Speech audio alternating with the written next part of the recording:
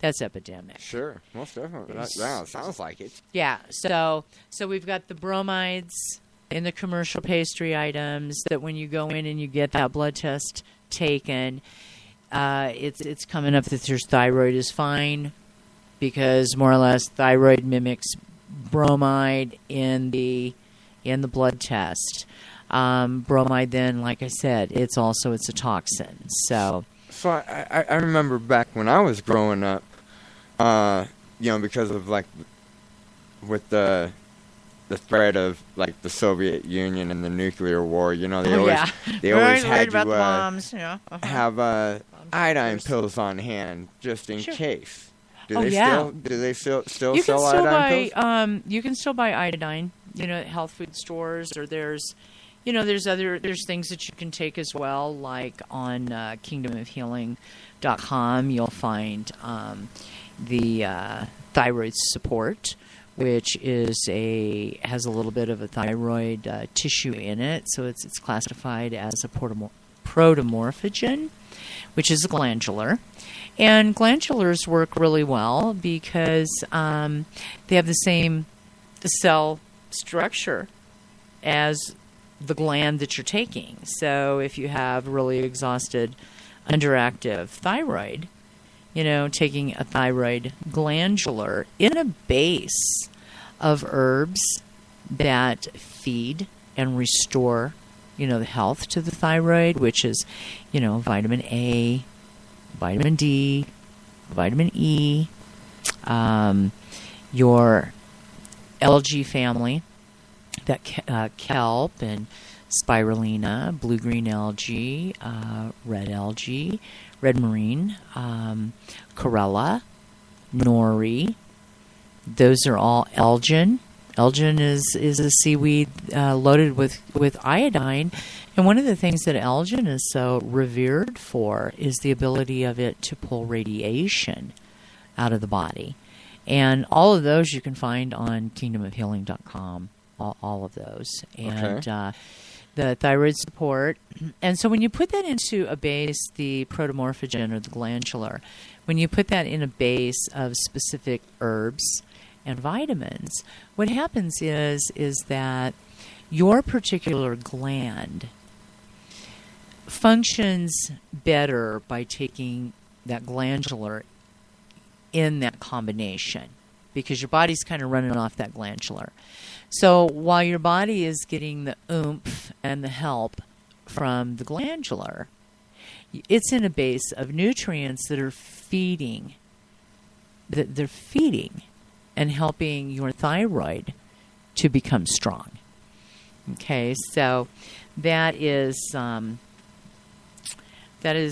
extremely important, and all good glandular products will they will have a base of other nutrients that they're in, and that's like I said, that's to support and to rebuild. I wanted to talk about some of the, I mentioned leaky gut, and leaky gut has to do with intestinal inflammation. And the intestinal membranes, when they become inflamed, they, over a period of time, they lose their structural integrity. And that allows for partially digested food or irritants to end up entering the bloodstream. So you just really need to imagine, if you've got like a septic system, say you live out in the country and you've got a septic system, or even, hey, the sewer system in the house, if it backs up, you've got a mess. And it's really a terrible thought. But that's one analogy, is to stop and think about what happens when the septic system backs up, or the sewer system is backing up. So imagine what's happening in your digestive tract. So fiber is extremely important. I would be really careful with some of the psyllium products that are out there. There recently, randomly, there were a lot of them that were taken off of the shelves and they were tested. And all of them had, some low traces, some high traces of lead in it. So another reason why the companies that I do use, due to the quality control testing, I do know that what I use with a client is exactly what it says it is, that its nutrient level tests out to be in a specific range, that it's not, identified as, well, this is dandelion, but hey, as far as any nutrients to this, they're coming in on the low end instead of the high end. So everything is tested, and it is to be high quality and free of any kind of toxins, contaminants. So the thing is back to this leaky gut syndrome. The bowel is also called the second brain. And then you've also, I don't know if you've ever heard the saying of, it's hard to have sweet thoughts on a sour stomach. And so digestion and elimination begins in the mouth. And so, properly chewing and the releasing of enzymes that take place to help to start the breaking down of the food. And then it goes down the esophagus and into the stomach, where mainly in the stomach is hydrochloric acid. And then that is where the majority of the protein is broken down. And then everything passed on to the small intestine. And that's the laboratory system in the body, is the small intestine. That's where, enzymes and bile from the pancreas and gallbladder and liver are released in order to help to finalize and break down and pull those nutrients out of the food. So you want to have enough fiber in the diet, 35 milligrams of fiber a day, and psyllium, it's spelled P-S-Y-L-L-I-U-M. And psyllium helps to add that bulk into the large intestine, so that what it does is it picks up a lot of the contaminants and just gets the fiber in there so that things are carried through the system quickly. But leaky gut, I want to talk to you here about mental health problems. There's been a lot of mental health problems that have developed and were directly linked to leaky gut syndrome in the intestinal tract. ADHD, autism, depression, allergies, asthma, skin diseases, eczema, psoriasis. And leaky gut also has a factor in it as being an autoimmune disease. And it's also linked to Hashimoto's disease, which has to do with the thyroid. Thyroiditis, so all of your itises, thyroiditis, arthritis, bronchitis, all your itises are all inflammation-based. That comes from an inflammation. Let's see here. The other thing is, drugs such as antibiotics and birth control pills.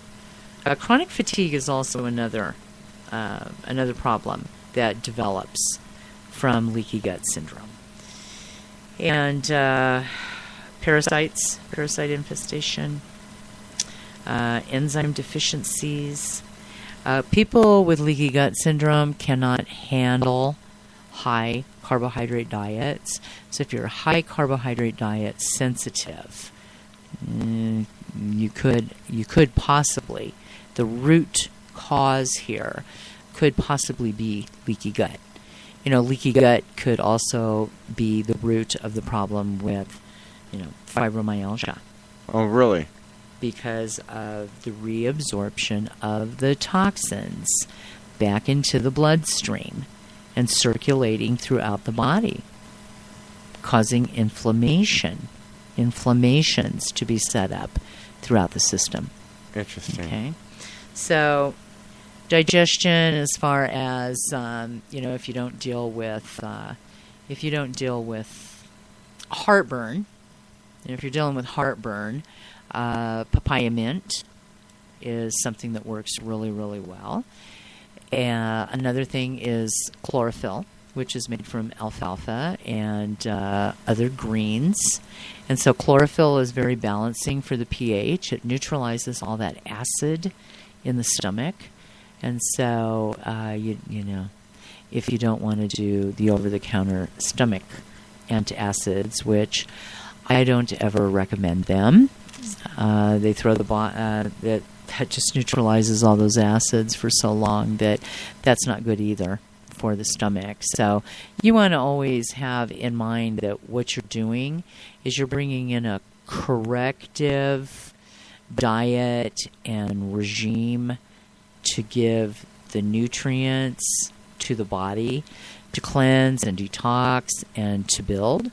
Because if you supply the nutrients that's needed for the body to function properly, then those organs have the nutrition that they need to overcome what's going on with them as far as a symptom standpoint, where eventually turns into a diagnosis. And once it's diagnosed into something, usually the method that's going to be used to control, to manage that particular problem is pharmaceutical medications. And it's like I said, it only manages it. It controls it, or it suppresses it so that you're not dealing with it, so that, it more or less is kind of, it's not bothering you. It's out of your mind, You're not thinking about it because you're not dealing with the symptom anymore. It doesn't correct it. Your food will correct it. Our food is our medicine. We were given a kingdom full of fruits, vegetables, right. Seeds, nuts, herbs, flowers. I've talked about the Bach flower remedies before. Those are for our emotional well-being, is the Bach flower remedies. So your digestive aids, if you feel bloated all the time and you're burping and it just feels like everything's just kind of sitting in your stomach, then you want to go to using a product called food enzymes. And in those food enzymes, one tablet will digest down 20 grams of fat, 30 grams of protein, 30 grams of carbohydrates. If you're a big meat eater, you may have to take that food enzyme capsule and you might have to add what's called an HCl, which is a hydrochloric acid. And that's 325 milligrams of pure hydrochloric acid. And you only take one. Just because one a day. Well, one with a meal where you have meat, gotcha. Where you have animal Understood. protein. Okay. I had a lady years ago, 25 years ago or so, that had called me, and she was really quite distressed. She had been put on 10 hydrochloric acid tablets 3 times a day by a doctor, by a medical doctor that had been reading about enzymes and things and felt as though that's probably what it would take. And so here is this lady that gets me on the phone, starts crying, talking about how terrible her stomach hurt, and that she was sure that she had blood in the toilet. And when I said to her, well, okay, so you said you're taking a lot of hydrochloric acid. Well, how much are you taking? And she says, I'm taking 10 3 times a day. So 10 is 3,250 milligrams of hydrochloric acid. Another thing that is hydrochloric acid that's used for cleaning paint and stuff off of buildings. Oh, my goodness. Muriatic. Oh, muriatic acid? Muriatic acid. That's nasty stuff. Muriatic acid.